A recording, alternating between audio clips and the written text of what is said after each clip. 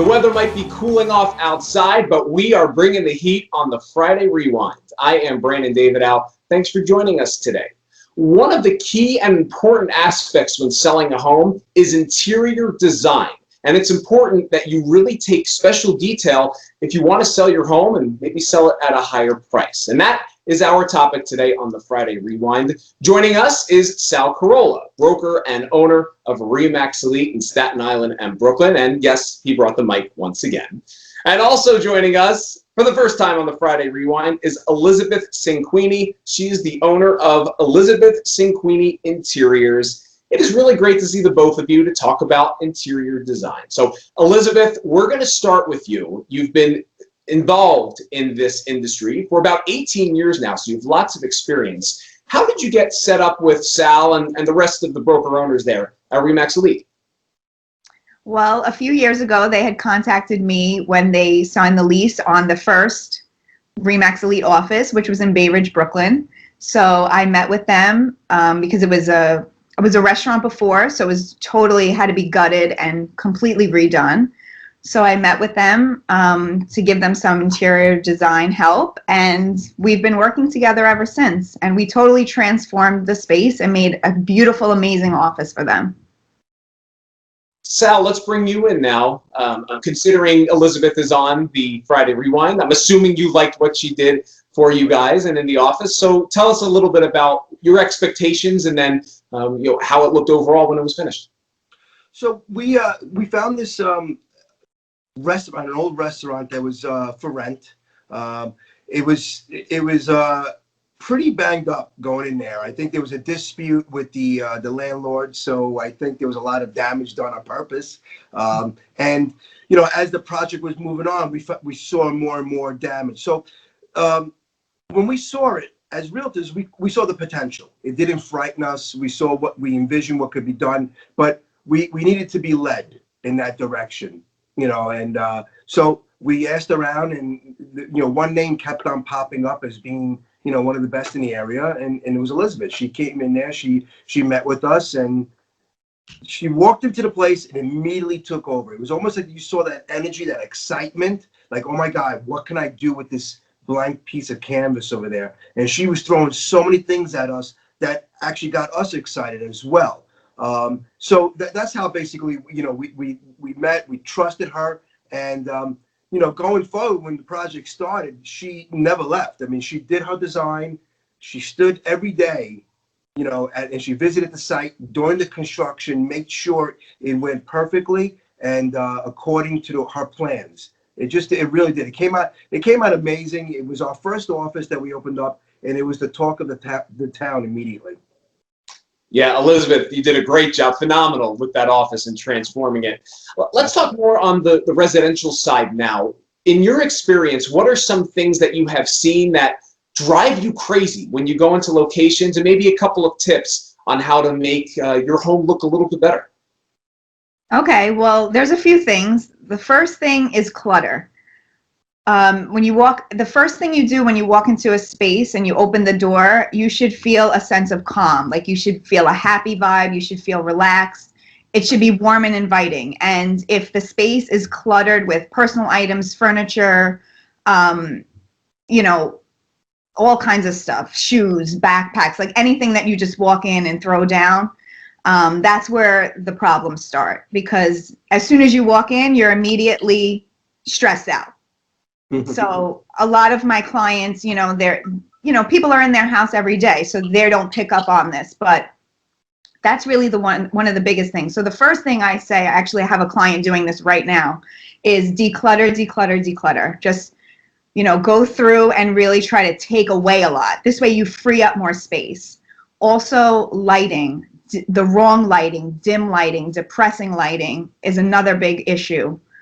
So we always have to address lighting, what kind of light the space gets naturally, and then as far as ceiling lighting, floor lights, all different things like that, sconces on the walls. Because if the lighting isn't right and you have clutter, those are the first issues that automatically need to be addressed in any space.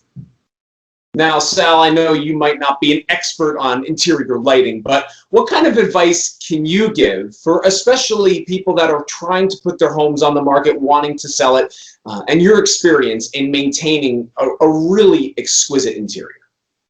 Well, it's one of the biggest challenges that a realtor has when they go list a property. When you're at the house and you see what you see, a lot of times the seller sees a totally different picture.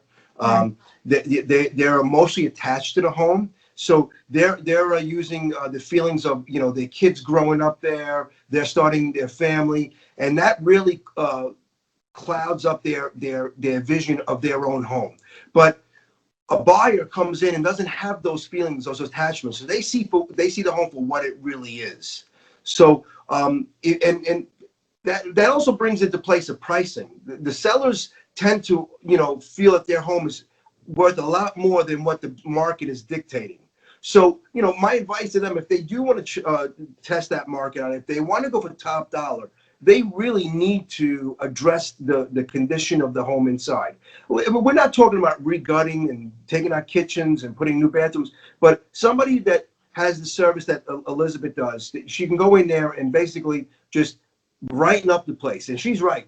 Clutter is the actual devil of selling a home. It makes the home look a lot smaller than it really is. Oversized furniture, unnecessary furniture is a disaster. And lighting, oh my God! I mean, sometimes I'm walking around the house, at a listing appointment, and it's so dim, it's so dark.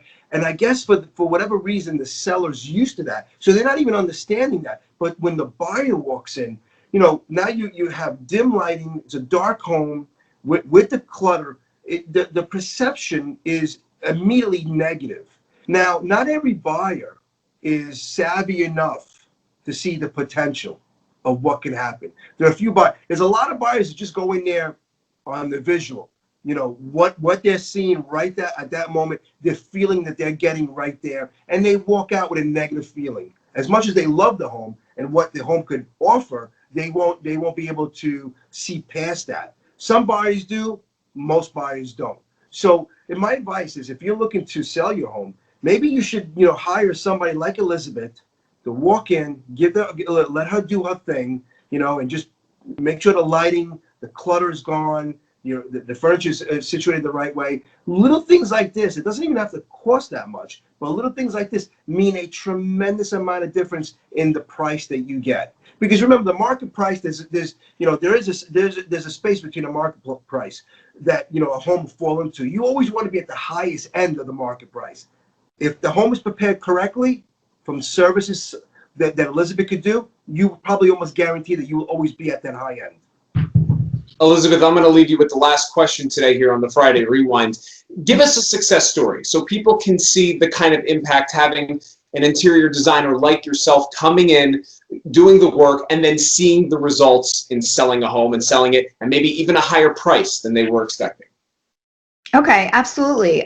So basically, if I come into the home and I declutter and check all the sizing for the furniture, we may take some furniture away. It always doesn't have to involve sometimes people get scared. They think they have to spend a lot of money to sell their house, and that's not always the case. Sometimes it's really just looking at what you have and taking things away and reconfiguring some things that can really make a huge impact. So just recently, I had a friend who was looking to put her house on the market, and she actually contacted me. We went through her whole house. We made some small adjustments with furniture and lighting, and just basically to give the space like a totally refreshing vibe. Because again, it's true, you're attached to your house and you're seeing it one way, but once you put it on the market, you really have to detach yourself from your house, and you have to realize that you are now putting it on the market for other people to see, and you want them to be attracted to it. And I still say, like, you have to grab them from the moment they walk in the front door. If you don't get them from that point, it's very hard to make that sale, because they're always going to be questioning and they're not sure and they'll be hesitant. But if you get that wow factor when you walk in the front door, then most likely you'll get an offer. And to that point, Elizabeth, for the first, I don't know, 3 seconds on the Skype call before we started recording it, you were giving me some positive tips on how I can fix my background because it is atrocious. Well, I didn't say it was atrocious, but I just said that it would look great if you had a nice, beautiful piece of art leaning on your fireplace, filling in that wall behind you. That would be a great backdrop for your... She's good, people. She's good. Elizabeth, Sal, it was great to see the both of you on the Friday Rewind. Thanks for stopping by with us today. Thank you. Thank you.